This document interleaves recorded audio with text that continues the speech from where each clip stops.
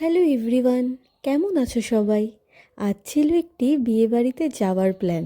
বিয়েটা অবশ্য কালকেই হয়ে গেছে, আর আজ ছিল বাসি বিয়ের নিমন্ত্রণ।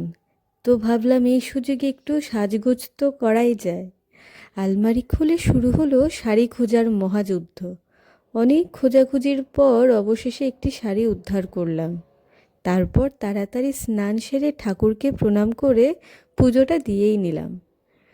তারপর শুরু হলো রেডি হওয়ার মিশন। শাড়ি, গয়না, একটু মেকআপ। আমি আবার খুব একটা মেকআপ করতে পছন্দ করি না, এই যা আছে টুকটাক সেটা দিয়েই চলে যায়। তো এই হলো আজকে আমার ফাইনাল লুক। এরপর রওনা দিলাম বিয়েবাড়ির দিকে।